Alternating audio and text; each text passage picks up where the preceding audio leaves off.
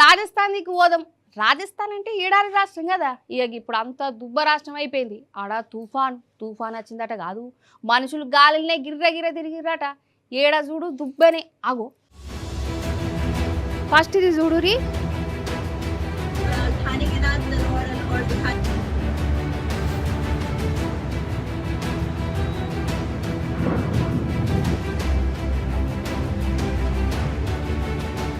ఇది చూస్తుంటే ఏదో సినిమా కోసం గ్రాఫిక్స్లా తీసిరో లేకుంటే ఏ వీడియోనో అనిపిస్తున్నది కదా. కాదు ఒరిజినల్ వీడియోనే. ఇది ఒరిజినల్ దుబ్బనే. రాజస్థాన్లో తుఫాన్ వచ్చింది. తుఫాను అది కూడా వార తుఫాను, వరద తుఫాను కాదు, ఉష్కే తుఫాను. శనివారం నాడు పగటిలి పెద్ద గాడుపులు వచ్చినాయి. మందినే మీదికి ఎగరగొట్టి తీర్లు వచ్చినాయట. ఇక అసలే అది ఎడారి రాష్ట్రమా.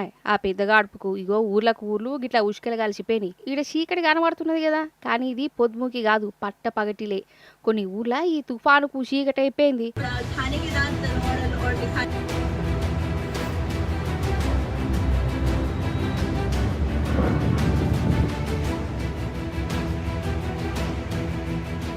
ఇక ఈ దిక్మాల తుఫాన్ ఏవటి జనం అవస్థలు చూడాలి.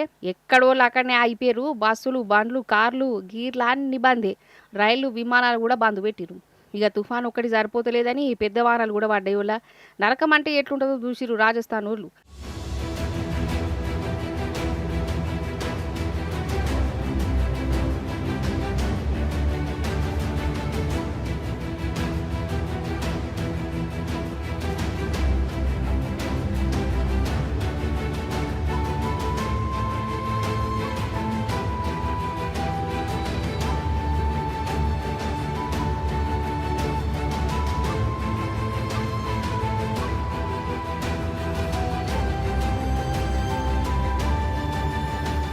అప్పుడప్పుడు గిసంటి తుఫాన్లు వాటికెళ్ళి అత్తయ్యట గాని నేరి గింత అద్మానంగా మాత్రం ఎన్నడూ చూడలేదని అంటురు. ఏదో సినిమాలలో చూయించినట్టే అయింది.